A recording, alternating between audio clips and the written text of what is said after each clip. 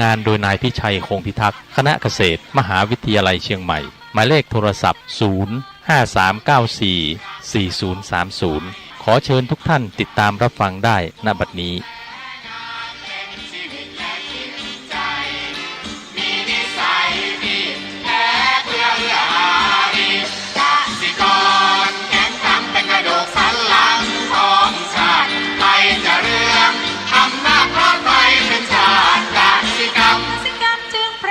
เป็นหลักมัน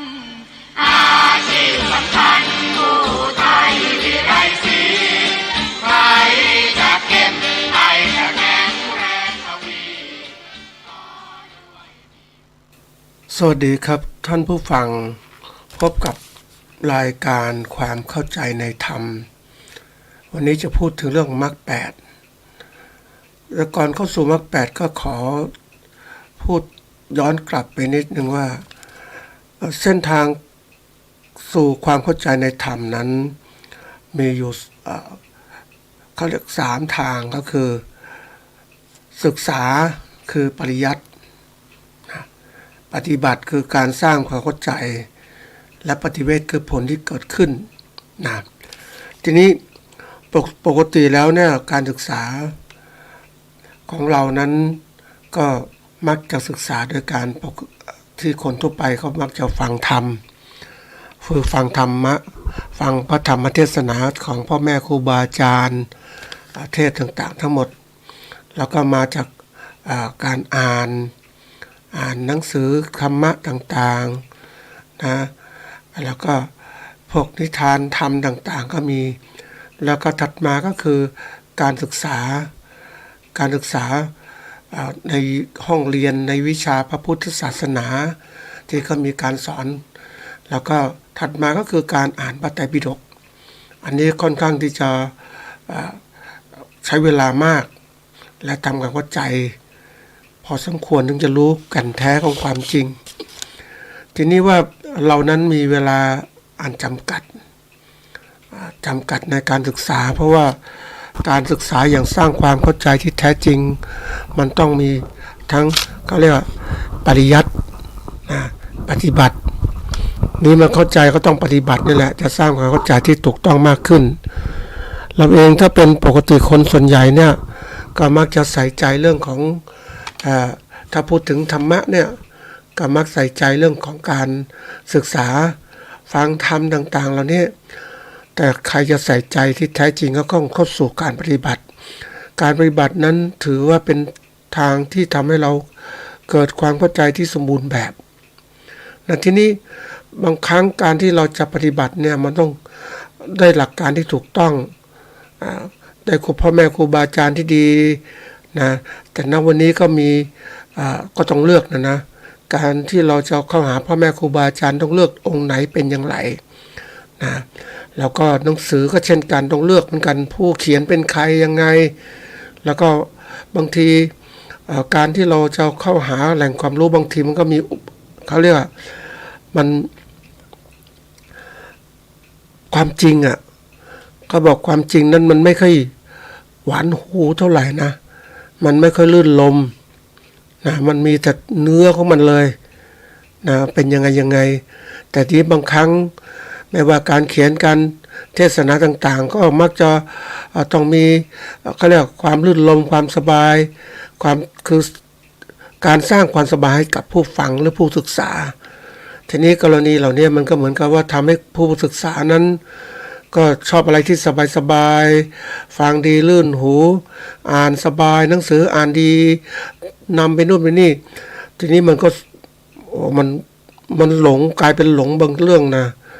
เราต้องศึกษาเอาแก่นของมันเพราะนั้นในแก่นบางทีมันเป็นแท้ๆของมันรสชาติขมก็ขมหวานก็หวานอันนี้ต้องเข้าใจเราศึกษาพุทธศาสนานั้นเราเอาแก่นของมันนะเราจะไม่เอาแต่เปลือกกับพีมันเมื่อไหร่จะถึงแก่นเพราะเราต้องเอาแก่นของเราไปใช้ก็เหมือนเราต้องการตัดไม้ต้นใหญ่เอาไม้ไปใช้ประโยชน์เพราะนั้นมันจะมาเอาเปลือกไปใช้กับพีไปใช้มันไม่ได้หรอกมันต้องเอาแก่นไปใช้ทีนี้การศึกษาของเราเนี่ยอย่างที่บอกว่าเวลาของเรามันน้อยการศึกษาเนี่ยมันก็ต้อง ย่อๆคือมันก็เริ่มจากการย่อคือทุกอย่างมันย่อไปหมดเดี๋ยวนี้โลกปัจจุบันมันย่อนะท่านผู้ฟังย่อสั้นเลยนะมันก็ต้องศึกษาจากเวลามันน้อยก็ต้องศึกษาเรื่องย่อเสียก่อนแต่ย่อที่ถูกต้องนะที่หาคนมาย่อแล้วก็มีเวลามากค่อยๆขยายความแต่เราศึกษาถ้าเราศึกษาจากการขยายความมันมากมายทีเดียวแล้วกว่าจะย่อลงในสิ่งที่เราจำได้เนี่ยมันก็ช้ามากหรือจะเอาไปปฏิบัติก็ช้าเพราะในโลกปัจจุบันก็เรียกว่ามีการย่อในพระไตรปิฎกซึ่งสื่อเป็นเรื่องสำคัญเป็นหนังสือสำคัญทางพระพุทธศาสนาเราก็ต้องเขาเรียกย่อลงมาใน 84,000 พระธรรมขันธ์เนี่ยก็ย่อมาเหลือมรรค8นะมรรค8ย่อมาเหลืออะไรศีลสมาธิปัญญาหรือปัญญาศีลสมาธิแล้วแต่เราจะเอาตรงไหนนี้เริ่มต้นเนี่ยเราจะศึกษาจริงๆเนี่ยเนื่องจากเวลามันจำกัดการจะสร้างศรัทธาความเชื่อมั่นภาษาท่าความเริ่มใสให้เกิดขึ้นเนี่ยก็ต้องปฏิบัติไปเรื่อยคือศึกปฏิบัติด้วยไม่ใช่ว่าฟังหรือว่าอ่านแล้วเข้าใจอ่านมันก็คิดว่าเข้าใจอะแต่เข้าใจมันเข้าใจระดับหนึ่งมันไม่ได้ลึกเท่าที่ควรจะเป็นเพราะว่าเราไม่ได้ปฏิบัตินะมันก็เลยไม่เข้าใจบางคนบอกว่าศึกษามากๆเขาเข้าใจไปเรื่อยมันเข้าใจระดับหนึ่งนะท่านผู้ฟังเหมือนเขาสรุปย่อว่าน้ำผึ้งมันหวานมันหวานเราก็รู้มันหวานเพราะเราศึกษามาใช่ไหมมีข้อมูลว่าน้ำผึ้งมันหวานสารให้ความหวานแต่เวลาเราจะสัมผัสความหวานมันหวานระดับไหนล่ะทางแง่วิทยาศาสตร์ก็บอกว่าต้องมามีเครื่องวัดปริมาณน้ำตาลในน้ำหวานน้ำผึ้งนั้นมีเท่าไหร่น้ำตาลมีเท่าไหร่ความหวานมันมียังไงครับก็ต้องศึกษาอย่างนี้มีเครื่องวัดแต่บางอย่างในเรื่องของธรรมะเนี่ยมันวัดได้ยากมันต้องมาดูในจิตใจของคนถ้าคนได้สัมผัสเนี่ยมันจะรู้ซึ้งอย่างไรบ้างเป็นอย่างไรอันนี้เป็นเรื่องสำคัญใจของเราเป็นเครื่องวัดในการที่ดูแต่ใจนั้นต้องมีความถูกต้องเที่ยงธรรมด้วยจะศึกษาใจยังไงบางคนก็บอกว่าใจคือเป็นกลางๆนะจิตคืออาการของใจนะทีนี้คนเราใจของเรามันก็แกว่งไปมาไม่มีที่ยึดถือต่างๆมันก็ไหลไปกระแสของการปรุงแต่งมากใจของเรานั้นจริงๆเราก็บอกเป็นกลางจริงๆนี่สิ่งที่หุ้มห่อใจต้องคือจิตคือผู้คิดผู้นึกที่อยู่รอบๆใจคือกลางๆนั่นแหละแต่จะถึงตรงนี้ได้มันต้องฟันฝ่าในการที่เราต้องเข้าใจหลักการจริงๆว่ามันเป็นอย่างไรเราต้องปฏิบัติไปด้วยเป็นการทดสอบบางครั้งได้อยากจะชิมว่ามันหวานยังไงบ้างก็ต้องชิมด้วยจิตด้วยหลายๆอย่างชิมน้ำผึ้งชิมน้ำตาลเราจะรู้น้ำหวานจากน้ำผึ้งมันเป็นอย่างไรอันนี้เหมือนกันนะธรรมะพระพุทธเจ้านั้นมันก็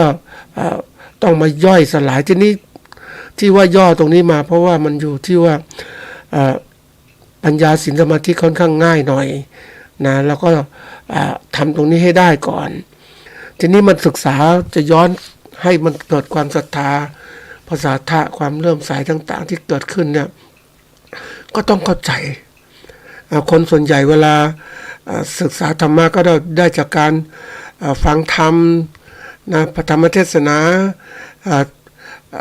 พระท่านให้ทำบุญมีทานนะ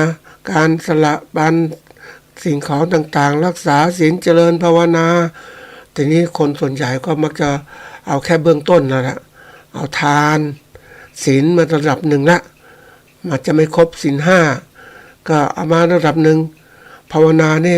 พูดยากจริงๆเลยเพราะว่าเป็นเรื่องที่ค่อนข้างยากและกินเวลาทีนี้ในการปฏิบัติเนี่ยมันเป็นเรื่องที่ต้องใช้เวลาเราอยากจะสัมผัสความจริงก็ต้องใช้เวลาแต่ทีนี้บางทีมันต้องมาเขาเรียกต้องมาใช้การศึกษาเพื่อย่นย่อ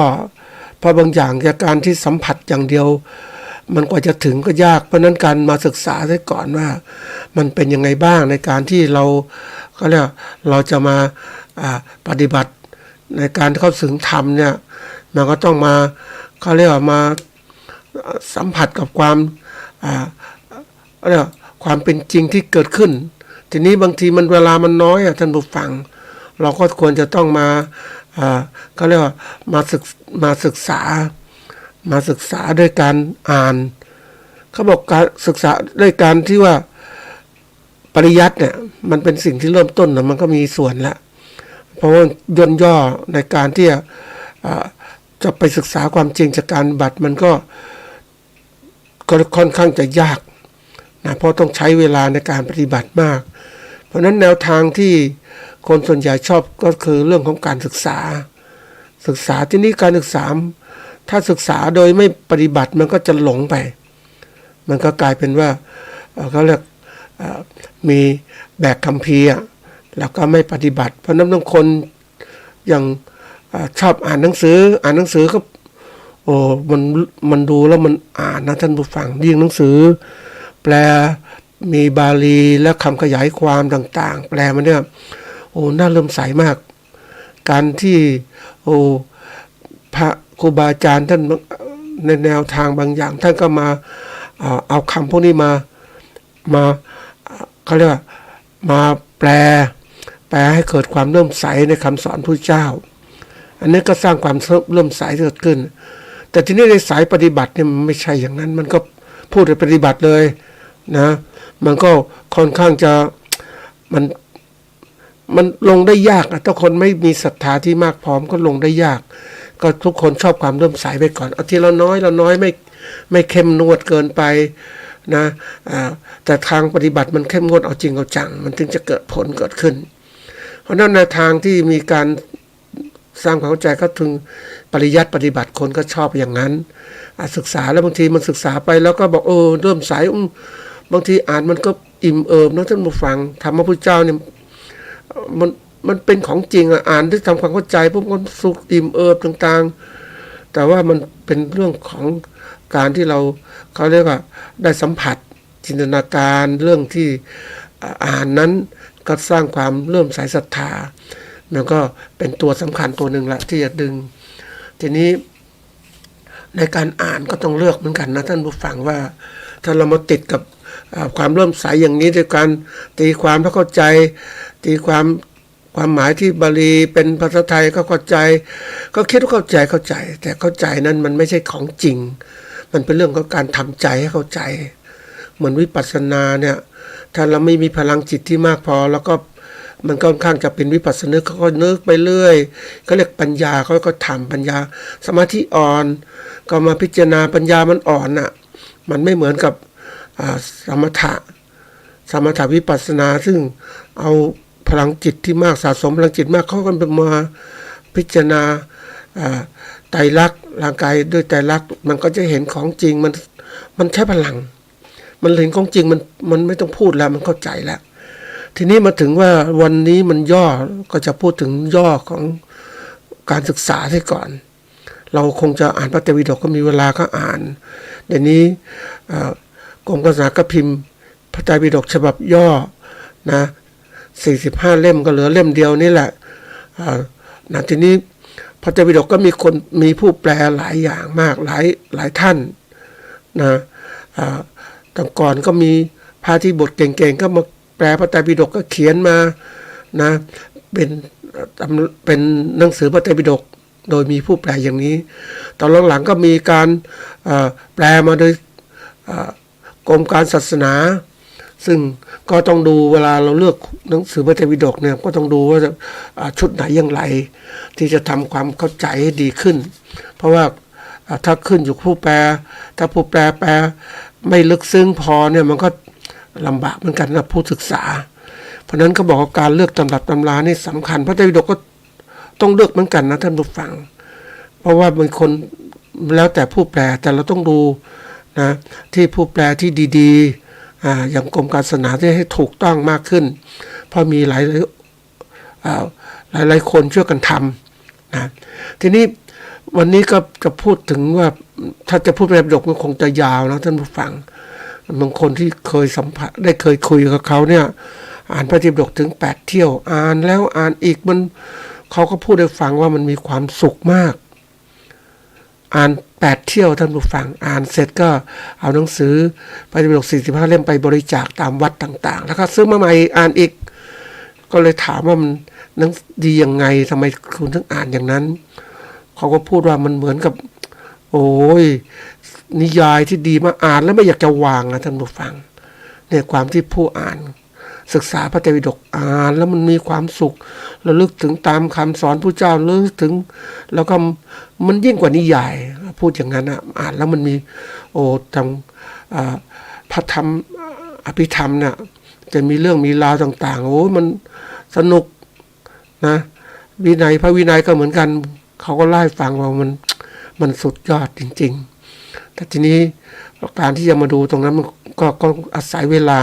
เพราะนั้นเราจะพูดถึงเรื่องย่อซะก่อนว่ายอดสุดคือศีลสมาธิปัญญาแล้วก็เราทีนี้จะนำเอาปัญญามาเอาขึ้นมาก่อนเพื่อที่เราจะเข้าใจว่าปัญญามันเป็นอย่างไรจริงๆแล้วมรรค8เนี่ยนะเขาเรียกว่ามรรค8คือเขาเรียกว่าการที่จะเกิดตรงนี้ได้เนี่ยนะจริงๆแล้วก็เรียกหลักคำสอนที่พระเจ้าในหลักการชีวิตตามหลักทางสายกลางและจุดมุ่งหมายในพระวินัยปิฎกมหาวรรคเนี่ยได้กล่าวถึงการแสดงธรรมธรรมจักรกัปปวัตนสูตรของพระพุทธเจ้าแก่ภิกษุปัญจวัคคีย์ความว่าภิกษุทั้งหลายที่สุดสองอย่างที่บรรพชิตไม่พึงเสพได้แก่กามสุขาริการุโยคในกามทั้งหลายการหมกมุ่นอยู่ด้วยกามสุขในกามทั้งหลายเป็นธรรมอันซามเป็นของชาวบ้านเป็นของปุถุชนไม่ใช่ของพระอริยะไม่ประกอบด้วยประโยชน์อีกส่วนหนึ่งก็คืออัตตกิลมัฏฐานุโยคก็คือการประกอบด้วยความลำบากเดือดร้อนแก่ตนเป็นทุกข์ไม่ใช่ของพระอริยะไม่ประกอบด้วยประโยชน์อันนี้เห็นสองทางคือสังหย่อนก็คือกามสุขานิการุโยคตึงก็อัตตกิลมัฏฐานุโยคทีนี้ท่านก็แสดงต่อผู้เจ้าแสดงต่อว่าภิกษุทั้งหลายมัชฌิมาปฏิปทาไม่เอียงเข้าใกล้ที่สุดสองอย่างนั้นตถาคตได้ตรัสรู้อันเป็นปฏิปทาก่อให้เกิดจักษุก่อให้เกิดญาณคือความรู้นี่แหละเป็นไปเพื่อความสงบเพื่อความรู้ยิ่งเพื่อความตรัสรู้เพื่อพระนิพพานภิกษุทั้งหลายก็มัชฌิมาปฏิปทาที่ตถาคตได้ตรัสรู้แล้วอันเป็นปฏิปทาก่อให้เกิดจักษุก่อให้เกิดญาณเป็นต้นเพื่อความสงบเพื่อความรู้ยิ่งเพื่อความตรัสรู้และเพื่อนิพพานนั้นเป็นไฉนมัชฌิมาปฏิปทาได้แก่อริยมรรคมีองค์8ประการก็คือเริ่มจากคือสัมมาทิฏฐิความเห็นชอบนะสัมมาสังกัปปะความดำริชอบสัมมาวาจาคือเจรจาชอบสัมมากัมมันตะคืการกระทำชอบสัมมาชีวะคือการเลี้ยงชีพชอบสัมมาวายามะคือความพยายามชอบสัมมาสติก็คือการระลึกชอบสัมมาสมาธิก็คือการตั้งจิตมั่นชอบภิกษุทั้งหลายนี่คือมัชฌิมาปฏิปทานะที่ตถาคตได้ตรัสรู้แล้วอันเป็นปฏิปทาก่อให้เกิดจักษุก่อให้เกิดญาณเป็นไปเพื่อความสงบเพื่อความรู้ยิ่งเพื่อความตรัสรู้เพื่อพระนิพพานนะอันนี้เป็นที่พระธรรมปิฎกคือประยุทธ์โตได้เขียนไว้ในปี2539นะทีนี้มัชฌิมาปฏิปทาเนี่ยโดยในก็คือมัชฌิมาคือกลาง นะปฏิปทาหมายถึงแนวทางความประพฤติปฏิบัติเช่นปฏิปทาของพระอรหันต์นะหมายถึงการปฏิบัติของพระอรหันต์รวมความโดยหมายความถึงมัชฌิมาปฏิปทาแนวทางปฏิบัติตามหลักทางสายกลางนะที่ประกอบด้วยมรรค8เนี่ยทีนี้คนบอกทางกลา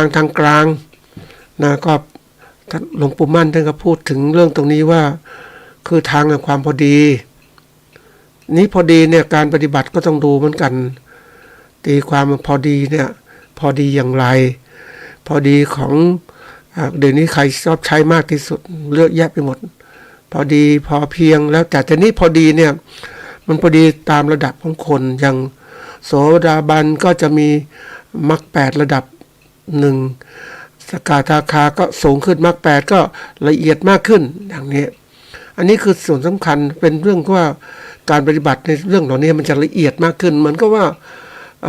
สัมมาทิฏฐิเนี่ยเห็นชอบเป็นยังไง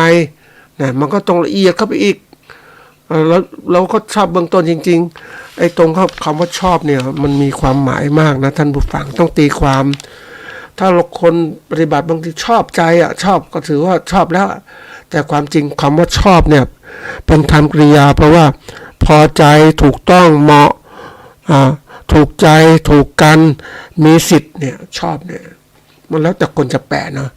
แต่ว่าจริงๆแล้วในที่นี้เขาเรียกเราต้องมีความชอบคือบางคนบอกถูกต้องแต่ที่นี้ในทางธรรมเขาเรียกชอบธรรมชอบธรรมเป็นคำขยายเพราะว่าถูกต้องตามหลักธรรมนะถูกต้องตามนิตินั้นนะอันนี้มันเป็นส่วนสำคัญบางคนก็แปลความหมายไปชอบก็แปลว่าชอบใจถูกใจยินดีพอใจก็เลยกลายเป็นว่ามรรค8เนี่ยถ้าคนบอกฉันก็ชอบแล้วเนี่ยมันถูกใจอย่างนี้นะ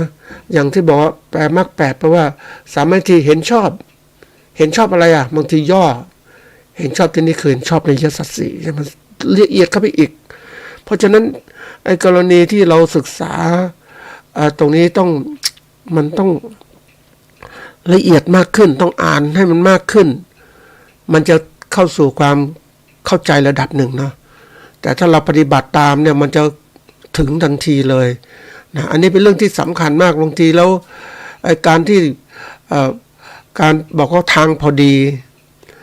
เนี่ยมันพอดีของไข่พอดีของพระอริยบุคคลพอดีของกัลยาณชนพอดีของปุถุชนอาจจะปุถุชนชอบตีความพอดีก็ถูกแล้วชอบของฉันน่ะฉันก็คิดแค่นี้นะมันก็เลยกลายเป็นว่าไม่เข้าใจหลักธรรมจริงๆบางทีแล้วหลักการประยุกต์ใช้หลักธรรมพุทธเจ้านั้นต้องยกระดับสติปัญญาของเราให้จากเป็นปุถุชนให้เป็นกัลยาณชนและเป็นอริยชนนี่จะทำเข้าใจความหมายของมรรค8ได้ละเอียดมากขึ้นนี่อริยมรรคมีองค์8เนี่ยนะก็ทางแห่งความพอดีหรือทางสายกลางนะจริงๆแล้วทางนี้ก็คือว่าแนวทางที่นำไปสู่นิโรธหรือนำไปถึงความดับทุกข์อีกอย่างหนึ่งเรียกว่าทุกขานิโรธคามินีปฏิปทาทางปฏิบัตินะคือข้อปฏิบัติให้ถึงความดับทุกข์ประกอบด้วยองค์8ประการเป็นหนึ่งในอริยสัจสี่จริงๆแล้วตรงนี้เป็นหนึ่งในอริยสัจสี่นะย่อลงมาเนี่ยทีนี้ในธรรมจักรกัปปวัณสูตรพระองค์ทรงแสดงมรรค8เนี่ยนะก็เป็นทางสายกลางเพื่อให้เป็นข้อปฏิบัติเพื่อความหลุดพ้นนะมันดูความจริงๆที่ย่อมากๆเลยนะเข้าใจให้ถูกต้องก็คือว่าเริ่มจากปัญญาด้วยก่อนนะอันนี้ส่วนของปัญญาศีลและสมาธิสัมมาทิฏฐิคือความเห็นที่ถูกต้องคือคนบอกชอบแต่นี้ระบุไว้เลยต้องถูกต้องด้วยไอ้คำว่าชอบเนี่ยมันเปลี่ยนแปลงไปว่าที่บอกว่าเป็นคำว่าพอใจถูกต้องเหมาะมันก็เลยกลายเป็นว่ามันมีความหลากหลายมากขึ้นแต่คำว่าถูกต้องเนี่ยมันต้องมีคำจับว่าถูกต้องอะไรหมายถึงความรู้ในอริยสัจสี่คือทุกข์สมุทัยนิโรธมรรคเนี่ยละเอียดเข้าไปอีกนะพ ราะนั้นอริยสัจสี่เนี่ยตัวสำคัญทีเดียวเลยเราต้องยืนตรงนี้เพราะการที่เราจะหลุดพ้นได้ก็ต้องเข้าถึงหลักความจริงบางคนปฏิบัติว่าฉันมีสมาธิทีแล้วเนี่ยฉันเห็นชอบอย่างเนี้ยชอบที่จะเที่ยวชอบที่จะไปนู่นไปนี่ชอบที่จะเสพอบายมุขอย่างเนี้ย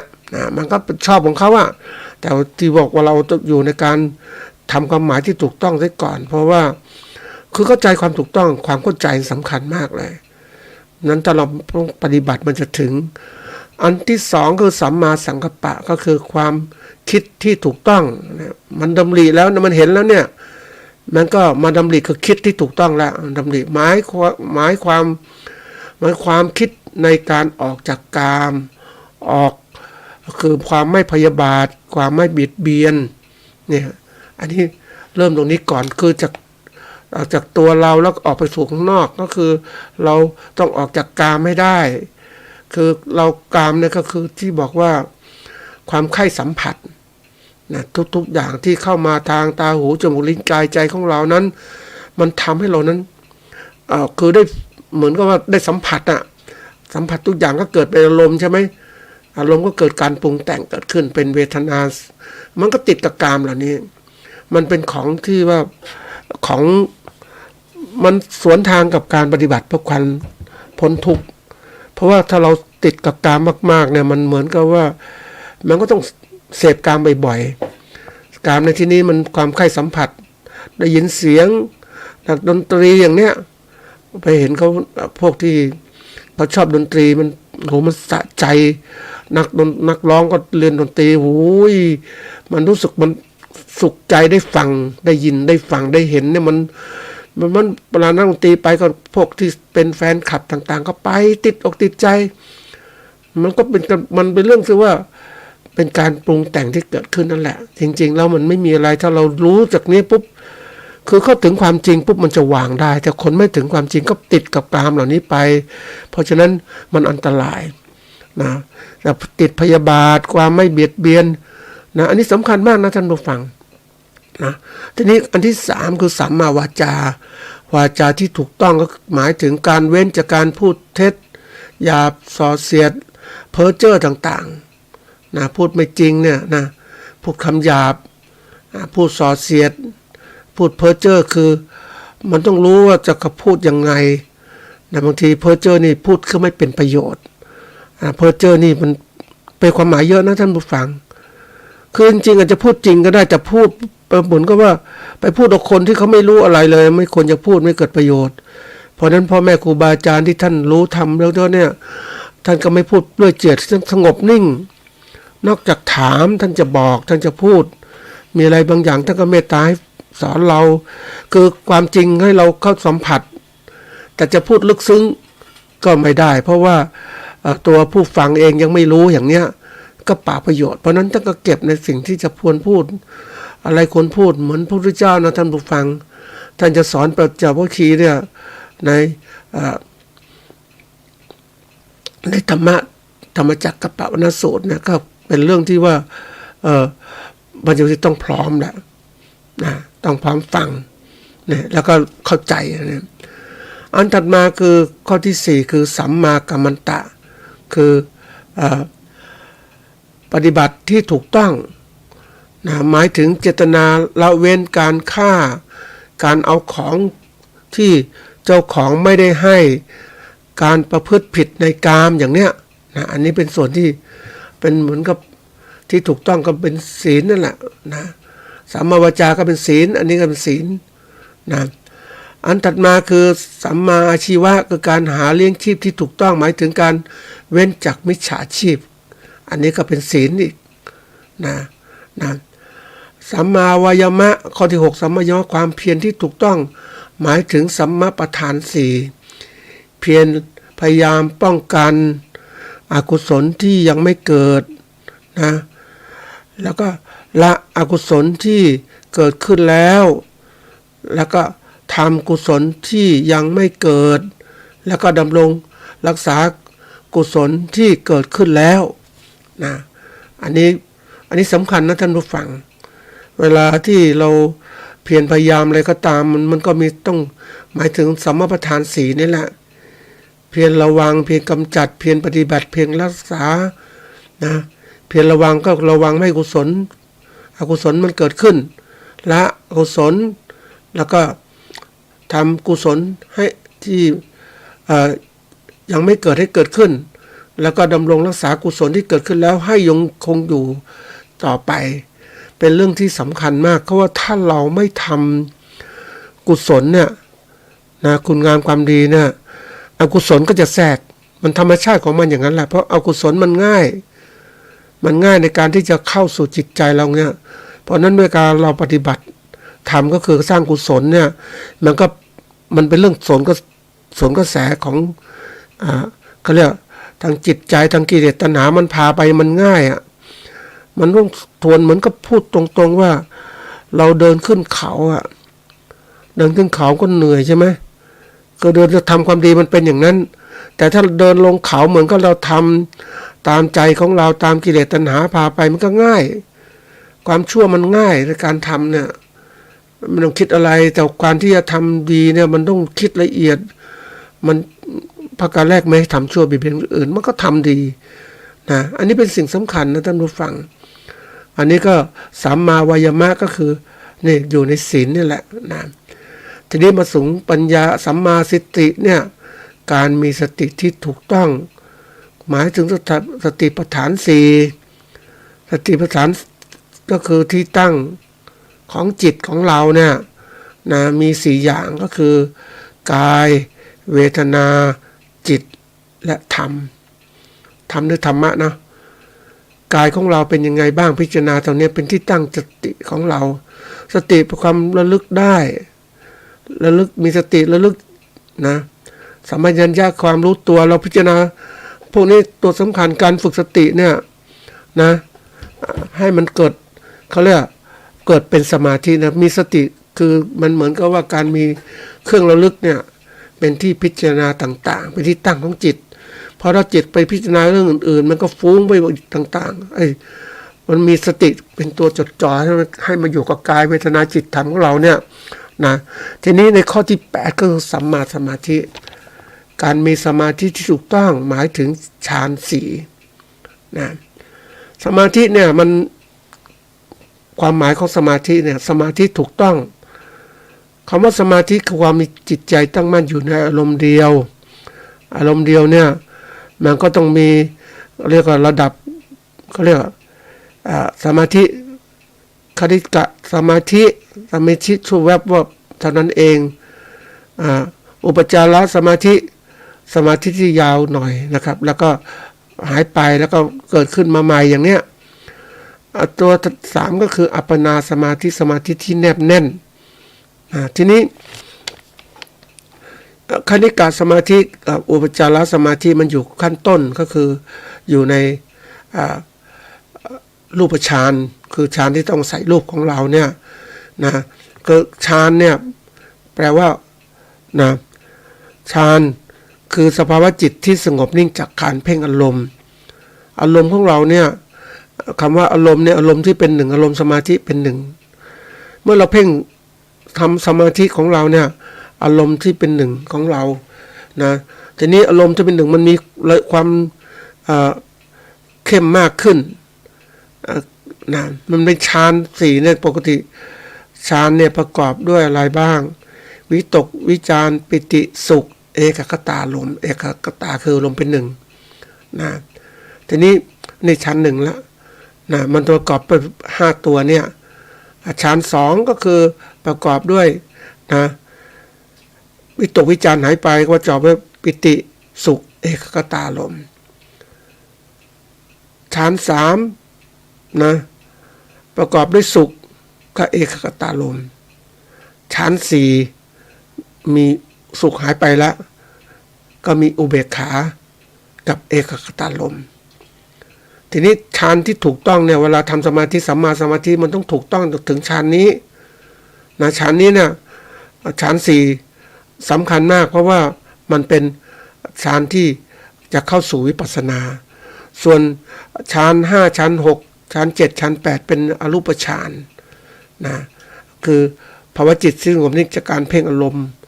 มันลงอารมณ์เป็นหนึ่งแล้วเนี่ยมันก็ทำให้เรานั้นมีพลังก็บอกสัมมาสมาธิเนี่ยเราต้องการให้ถึงฌานสี่ที่ฌานที่ถูกต้องเนี่ยเมื่อพลังจิตมีมากพอถึงฌานสี่ปุ๊บก็มาพิจารณากายเวทนาจิตธรรมแล้วแต่เราจะเลือกสติปัฏฐานสี่แล้วเป็นที่ตั้งไอ้ตัวนี้สำคัญนะท่านผู้ฟังเราจะเลือกอะไรที่แล้วแต่ตัวนี้แต่ง่ายๆที่สุดกับกายของเราเมื่อเรานั่งอยู่แล้วก็ดูกายของเราเนี่ยหลับตาพิจารณากายของเราพลังจิตมันมีมากขึ้นพลังจิตมากขึ้นก็ทำให้เรานั้นเพ่งไปที่กายของเราดูที่กายด้วยไตรลักษณ์นะอันนี้จังทุกขังหน้าตามันจะเกิดของมันเองคือพวกนี้นะบังคับมันเกิดคือในเรื่องของการปฏิบัติอย่างที่เคยกล่าวไว้ตอนที่แล้วว่ามีอยู่2แนวทางการปฏิบัติเพื่อการเข้าสู่วิปัสสนาเนี่ยมี2แนวทางอันที่1คือสมาธิญาณิกหรือสมาธิญาณิกะแล้วแต่จะเรียกก็คือมุ่งปฏิบัติสมาธิที่ถูกต้องให้ถึงฌานสี่เมื่อถึงฌานสี่พลังจิตมันมากขึ้นก็จะเข้าไปพิจารณากายของเราเนี่ยมันจะเห็นชัดด้วยพลังจิตมันมากขึ้นเห็นชัดแล้วมันจะดูเกิดขึ้นพิจารณามันจะเป็นเรื่องของการเป็นไปตามพลังนะท่านผู้ฟังมันจะรู้ว่ากายของเรามันตั้งอยู่ยังไงแล้วมันเนื้อหนังค่อยๆลอกอย่างไรแล้วจะเหลือกระดูกยังไงเสร็จแล้วมันก็จะเกิดการสภาวะที่ว่ากระดูกไปกองยังไงบ้างนะอันนี้ก็แล้วแต่คนแต่ทั้งหมดมันเป็นเรื่องของเขาเรียกนิมิตคือภาพที่มันเกิดขึ้นในการปฏิบัติแต่เราต้องรู้เข้าใจว่านิมิตอะไรบ้างนิมิตจริงนิมิตหลอกอย่างไรเราก็ต้องมีพลังจิตทีนี้การปฏิบัติเราเนี่ยสมาธิญาณิกะก็คือปฏิบัติสมถะซะก่อนเข้าสู่วิปัสสนาตัวนี้ตัวสำคัญทีนี้การที่ฝึกตัวนี้พูดถึงสัมมาสมาธิเนี่ยก็ใช้หลักการเขาเรียกกรรมฐาน40กองเป็นแบบอย่างแล้วจะเราเลือกพุทโธธัมโมสังโฆแล้วแต่ละนะทีนี้มันมีกองใหญ่ที่สุดก็คือกองของอานาปานสติที่เราพิจารณานี่แหละนะการใช้การบริกรรมไม่ว่าพุทโธสัมมาอรหังนะโมพุทธะแล้วแต่เราจะเลือกการบริกรรมทำให้จิตเป็นหนึ่งจิตเป็นหนึ่งทำให้มีความสงบจิตสงบทำให้เกิดนะพลังอันนี้คือพลังจิตนะกำลังของจิตเกิดพลังทำให้เกิดนะสติจิตเกิดสติทำให้เกิดปัญญาจิตเกิดสติปัญญาทำให้รู้เท่าทันอารมณ์ทำให้จิตเป็นกลางผู้ปฏิบัติก็สามารถที่จะอันนี้แนวทางของหลวงพ่ออริยังท่านเทศไว้การปฏิบัติโดยการบริกรรมจิตเป็นหนึ่งนี่แหละนะนี่ตัวทำไมถึงจะต้องการสติปัญญาเนี่ยถ้าเรามีมากมันเห็นชัดเจนนะมันพิจารณาอะไรด้วยปัญญาด้วยมันเหตุผลมันก็อารมณ์ที่เข้ามากระทบจิตของเราเนี่ยเราก็หยุดยั้งมันได้มันไวอะถ้าพอจิตมันไวมันมีกำลังมากมันพิจารณาอะไรก็ไวอารมณ์เข้ามากระทบอารมณ์โกรธอารมณ์โลภอารมณ์หลงเข้ามาปุ๊บมันก็สามารถจะรู้ได้เลยแล้วก็หยุดพิจารณาด้วยเหตุผลมันเขาด่าเราเขาว่าเราก็หยุดได้เพราะว่าเรื่องของเขาเราไม่ได้ทำผิดอะไรเราก็พิจารณามันเห็นมันไม่ใช่ว่าจะไปตอบโต้นะท่านผู้ฟังมันอยู่ในจิตของเรารู้ในจิตของเราเนี่ยมันก็หยุดได้หยุดยั้งได้เราระดับของการฝึกสมาธิเนี่ยสมถะเนี่ยมันก็มีประโยชน์หลายอย่างมากนะแต่ประโยชน์เบื้องต้นที่เราใช้ในชีวิตประจำวันของเราคนทำสมาธิเนี่ยท่านผู้ฟังก็บอกสมาธิเนี่ยมันมีอยู่2อย่างสมาธิธรรมชาติกับสมาธิที่สร้างขึ้นสมาธิธรรมชาติเนี่ยก็คือมันเป็นคนที่ทำงานอะไรแล้วแต่มันมีจิตจดจ่อในอริยบททั้ง4ยืนเดินนั่งนอนก็มีสติทำงานมีสติจดจ่อก็สิ่งที่เราทำนั่นก็เป็นสมาธิแล้วนะสมาธินี้มันก็เป็นสมาธิทุกอริยบทต่างๆสะสมไว้แต่ แต่ที่การที่ทำสมาธิที่มันนั่งเนี่ยก็คือเอาจริงเอาจังแล้วนะเอาจริงจังปฏิบัติให้มันได้นะได้ถึงฌานสี่ทีนี้การทำสมาธิเนี่ยมันก็มีเรียกว่ามีแนวทางทำทีนี้ในทางปฏิบัตินะก็เขาเรียกแบบค่อยๆสะสมมันเป็นสมาธิสะสมท่านผู้ฟังต้องปฏิบัติในมีสติจดจ่อทุกอิริยาบถต่างๆอาจจะได้สะสมพลังจิตได้มากขึ้นก็เรียกสมาธิระดับตื้นๆแต่ถ้าเราปฏิบัติจริงจังนั่งจริงจังเนี่ยแล้วก็สมาธิก็จะลึกละเอียดมากขึ้นพลังก็จะมากขึ้นพลังจิตก็คือกำลังของจิตนะพลังมันจะมีผลประโยชน์มากมายทีเดียวเลยตรงนี้ทีนี้การปฏิบัติตัวนี้คือเขาต้องทำบ่อยๆต้องปฏิบัติให้มากขึ้นอย่างพ่อแม่ครูบาอาจารย์ที่เอาจริงเอาจังเรื่องนี้เนี่ยนั่งกันเป็นชั่วโมงนะเพื่อให้มันทนต่อเวทนาต่างๆให้ได้ผ่านให้ได้มันเป็นกำลังที่มันจิตถ้าเราตั้งมั่นมีสัจจะบารมีอธิษฐานบารมีแล้วแต่เราก็ทำได้คนส่วนใหญ่เนี่ยก็รุ่นหลังๆเนี่ยเขามีความอดทนเวทนาเกิดขึ้นก็สู้ไม่ไหวบางคนนั่งเนี่ยก็ย่อมาหมดอะนะคืออย่างสมัยก่อนเนี่ยก็จะใช้เป็นชั่วโมงเดี๋ยวนี้เอาข้อ30 นาทีแล้วเดี๋ยวนี้มันลัดอีก5 นาที1 นาทียิ่งไปงานเผาศพบางทีให้หลับจิตเลิกถึงผู้ตายสงบนิ่ง1 นาทีโอ้โหมันคือคนสมาธิมันน้อยไปนะน้อยไปจริงๆเลยแล้วมันก็เลยไม่มีกำลังในการพิจารณาอะไรกระทบจิตปุ๊บก็ไปหมดเลยนะเขาเรียกสติแตกประเภทกระเจิงไปนะเหมือนกับว่าอะไรเข้ามาปุ๊บผ่านเข้ามาดนตรีเสียงดังผ่านเข้ามาโอ้ก็ไปร้องรำทำเพลงกับเขาอย่างเนี้ยนะคือพวกนี้สติไม่ค่อยมั่นคง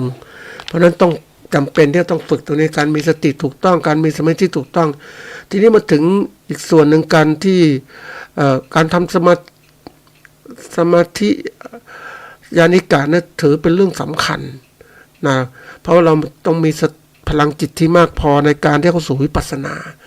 แต่ที่แนวทางหนึ่งที่คนชอบใช้กันมากหลังๆก็เข้ามานี่เป็นหลักการที่เรียกวิปัสสนาญาณิกเนี่ยมาจากพม่าซึ่งพยายามพิจารณาโดยใช้ว่าวิปัสสนาญาณิกคือใช้สติพิจารณานะอารมณ์ต่างๆที่เกิดขึ้นตั้งอยู่ดับไปยังมันเกิดขึ้นยังไงมันตั้งอยู่ยังไงมันดับไปยังไงทีละอย่างละอย่าง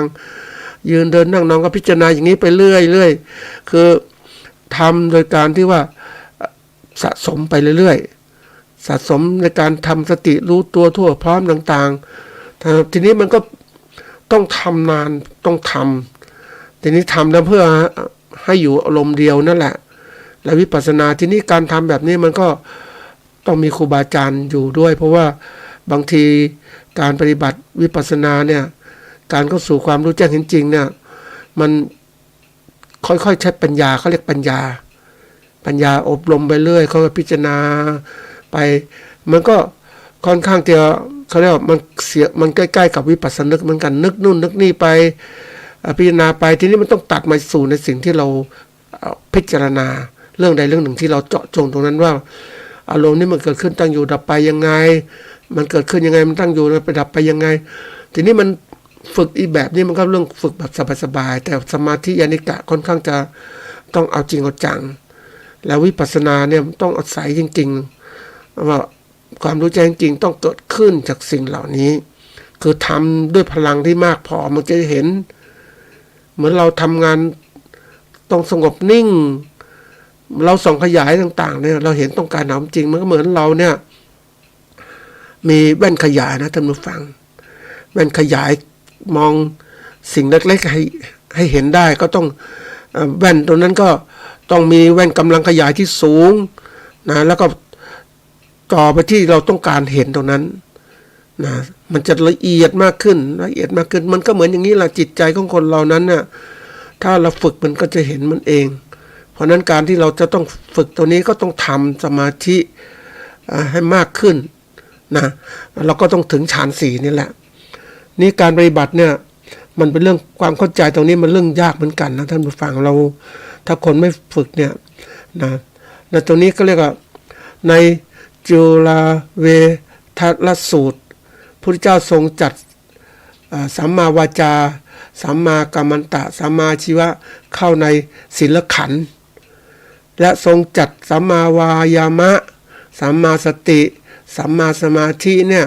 เข้าในสมาธิขันธ์นะอันนี้แล้วก็ทรงจัดสัมมาทิฏฐิสัมมาสังกัปปะเข้าเป็นปัญญาขันธ์อันนี้3ตัวก็คือเพราะนั้นที่สุดแล้วก็ย่อว่าในมรรค8ก็มีปัญญาศีลและสมาธินะปัญญาก็ต้องมาสัมมาทิฏฐิสัมมาสังกัปปะนี่เขาเรียกปัญญานะเป็นองค์ประกอบตัวนี้เริ่มจากการที่ทำตัวนี้เพราะนั้นในการทำต่างๆในการฝึกต่างๆเนี่ยมันต้องมีปัญญาซิก่อนปัญญาที่ถูกต้องนะก็คือสัมมาทิฏฐิเราเห็นถูกต้องหรือยังเพราะนั้นการที่เราจะเข้าใจในธรรมมันเริ่มตรงนี้เหมือนกันนะท่านผู้ฟังว่าเราเองเขาเรียกอ่านตามหลักการเนี่ยมันจะเกิดตรงนี้เราศึกษามามากพอหรือยังศึกษามากพอที่ถูกต้องหรือยังโดยมากพอไม่พอนะต้องถูกต้องด้วยถูกต้องตามธรรมที่คนที่พระองค์ทรงบัญญัติไว้เดี๋ยวยิ่งไปอ่านหนังสือต่างๆเดี๋ยวนี้มาพูดกันแม้กระทั่งการแปลก็เหมือนกันแปลก็ผิดก็มีนะเราต้องเลือกท่านผู้ฟังพ่อแม่ครูบาอาจารย์บางท่านท่านก็กล่าวไว้ว่าการเลือกคบกัลยาณมิตรเนี่ยนะสำคัญมากเลยกัลยาณมิตรคนบางคนก็บอกว่าเป็นคนดีนะอันนี้ใช่เลยแล้วก็หลีกเลี่ยงพวกที่ไม่ใช่กัลยาณมิตรเนี่ยหนังสือก็เช่นกันหนังสือที่กัลยาณมิตรคือให้ข้อมูลที่ถูกต้องที่เราจะยึดถือเอาไปปฏิบัติบางทีหนังสือบางเล่มไปอ่านดูโอ้นี่เขียนแบบนี้มันคนอ่านหลังๆก็เลยไม่รู้อ่ะไม่ถูกต้องมันเป็นอย่างไรเห็นไหมบางทีมันถูกใจคนเขียนแต่ไม่ถูกต้องตามธรรมที่บัญญัติไว้เนี่ยมันเป็นสิ่งที่น่ากลัวนะท่านผู้ฟังคนศึกษาเนี่ยก็ต้องดูด้วยทีนี้ก็เลยไม่กลุ่มหนึ่งคือผู้ที่ให้คำที่ดีคือพ่อแม่ครูบาอาจารย์ที่ปฏิบัติธรรมพ่อแม่ครูบาอาจารย์ที่ปฏิบัติธรรมนั้นปกติภาคปฏิบัติท่านก็มุ่งมองเรื่องของการปฏิบัติเพื่อการเข้าถึงมรรคผลนิพพานคือการรู้แจ้งเห็นจริงนั่นแหละเพราะฉะนั้นก็ต้องทำจริงจังต้องสงบจิตสงบฝึกจริงๆถึงจะได้เพราะฉะนั้นจะมาบางองค์บอกทำไมไม่มาสอนคนทั่วๆไปมากคือถ้าการสอนคนเนี่ยก็มันเป็นเรื่องที่ถ้าสอนผิดมันเป็นบาปมันไม่ควรจะทำนะหลายคือต้องดูนะท่านผู้ฟังการที่เป็นสงฆ์สาวกของพระพุทธเจ้าเนี่ยนะจะต้องรู้ธรรมเป็นเครื่องออกจากทุกข์แล้วยายะปฏิปันโนนี่สำคัญมากเลยเพราะฉะนั้นพ่อแม่ครูบาอาจารย์ที่ท่านยึดหลักการปฏิบัติที่ถูกต้องถ้าอะไรไม่ถูกต้องก็ไม่แสดงออกมามันเป็นเรื่องการฝึกระหว่างที่กระบวนการฝึกก็คือการพัฒนาจิตใจให้ระดับที่สูงขึ้นเพราะนั้นท่านจะมาพูดผิดไม่ได้ต้องปฏิบัติผิดไม่พูดนะอะไรต่างๆเพราะนั้นเราจึงเห็นได้ว่าการที่มีพ่อแม่ครูบาอาจารย์มาพูดต่างๆต้องเลือกดูเหมือนกันพระที่ปฏิบัติบางองค์ท่านจะไม่พูดมากท่านเป็นผู้รู้เนี่ยระดับพระอริยสงฆ์เนี่ยนะเป็นสงฆ์สาวกพระเจ้าเนี่ยท่านรู้แต่ไม่แสดงธรรมไม่แสดงเพราะว่าท่านก็บอกแสดงไปกับพวกนี้บางทีมันก็ตกเหมือนกับว่าเขาไม่ใฝ่รู้อ่ะเขาไม่มีธรรมะในจิตใจมันก็เสียเวลามันก็เสียจริงๆนะเคยทดสอบถามดูว่าทำไมไม่แสดงไม่เห็นสงสารคนเหรอที่เขามีมิจฉาทิฏฐิอย่างนี้ก็ท่านก็พูดว่ามันเป็นกรรมของเขาอ่ะเราจะไปพูดมากไม่ได้เหมือนกันเพราะว่าเขาชอบอย่างนั้นอย่างบางคนนี่ก็ชอบว่ามาปฏิบัติธรรมเพื่อการแก้กรรมแหมมันเป็นอะไรที่มันไม่ถูกมันคนก็ชอบตรงนี้ไปเห็นบางสำนักก็พูดตรงนี้ก็หนักใจเหมือนกันแต่ปฏิบัติจริงๆก็คือว่าการกระทำที่ถูกต้องทำกรรมต่างๆมันมีผลของกรรมมีวิบากกรรมอยู่แล้วมันแก้ไม่ได้เพียงแต่ว่าเราต้องปฏิบัติกรรมดีให้มากกว่ากรรมที่ไม่ดีที่ผ่านมามันก็ลบกันไปมันก็เหมือนเกลือกับน้ำนะท่านผู้ฟังน้ำมัน มีเกลืออยู่ความชั่วมันเป็นเกลือเนี่ยนะมันอยู่ในน้ำทีนี้เราจะแก้เอาเกลือออกจากน้ำมันยากต้องต้มโอ้ยากมันก็ต้องต้มให้น้ำหายไปหรือถ้าเกลือถึงออกมาแต่น้ำก็หายไปแล้วแต่ทีนี้เราปฏิบัติก็คือว่าเราก็เหมือนก็เติมน้ำดีเข้าไปในน้ำเค็มนั่นแหละเดี๋ยวความเค็มก็ลดลงก็ตามไม่ทันอันนี้ก็เป็นเรื่องสำคัญที่เราต้องเข้าใจในธรรมเริ่มปฏิบัติคือศึกษาด้วยและปฏิบัติด้วยอย่าไปเอาศึกษาอย่างเดียวมันไม่ได้ยุคนี้ต้องปฏิบัติเพื่อรู้ทันต่างๆทั้งหมดเนี่ยไม่ว่าใครจะมาพูดอย่างไรสอนอย่างไรทั้งบางคนเน้นทำทานดิทานบุญได้เยอะด้วยบุญเยอะจริงๆแล้วศีลนะสมาธิเนี่ยนะทานศีลภาวนาเนี่ยภาวนาบุญกุศลสูงสุดเพราะว่าการภาวนาได้ศีลก็ต้องพร้อมทานก็ต้องพร้อมเพราะนั้นจะไม่เน้นเอาเบื้องต้นมันต้องขึ้นถึงภาวนาเลยเนี่ยนี่คือการมุ่งมองที่ถูกต้องนะสร้างความเข้าใจที่ดีเกิดขึ้นก็ฝากท่านผู้ฟังไว้นะครับมีโอกาสก็รีบปฏิบัติเพราะว่าสิ่งเหล่านี้เนี่ยมันเราช้าไม่ได้นะ